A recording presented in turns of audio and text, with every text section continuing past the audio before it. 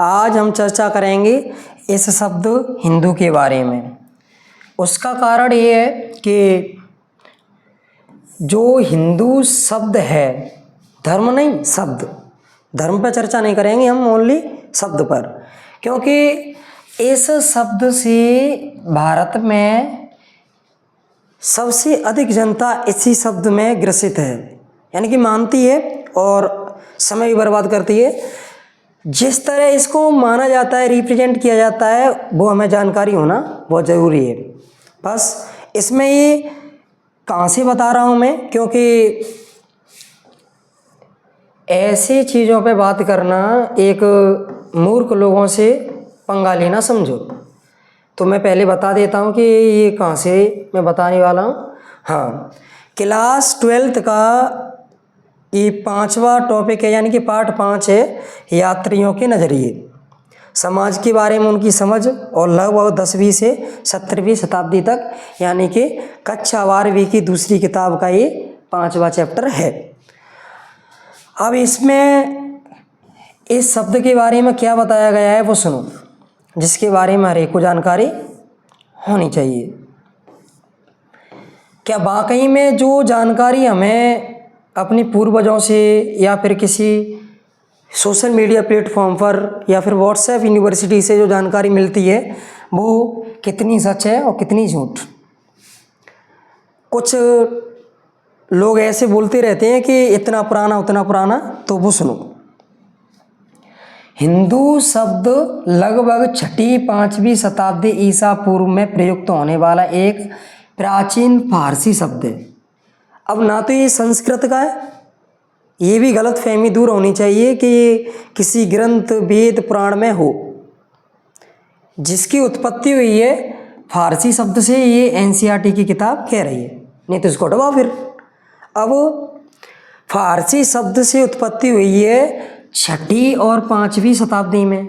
अगर ये किसी ग्रंथ या फिर वेद में या पुराण में मिलता है तो फिर वो 5वीं 6वीं शताब्दी के बाद लिखे गए हैं, ये बात फिक्स हो जाती है।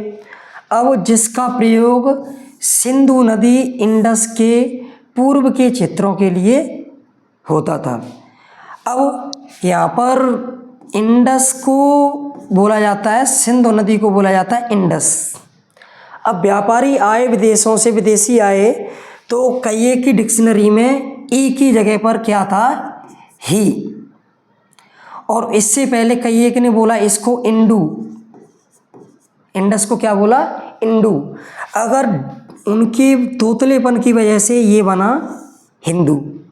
अब यहाँ पर इस जगह पर सिंधु घाटी सभ्यता के लोग स्थान, यहाँ पर एक अंग्रेजी शब्द आता है, ये हिंदी शब्द है स्थान, अंग्रेजी शब्द आता है प्लेस।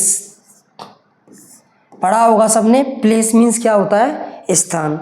अब प्लेस मीन्स स्थान होता है, तो इंडस जो प्लेस था, बैंक ऑफ इंडस रिवर, तो उसको कहा गया स्थान। उनकी डिक्शनरी में था तो था ही नहीं, और इसको क्या कहा तुर्कों ने? ता। तो स्थान, इसलिए ये बना हिंदुस्तान। ना तो हिंदुस्तान शब्द था पहले, ना हिंदू था, ना हिंद था, जबकि हिंदी तक बाद में आया है। देखो, से निकला था।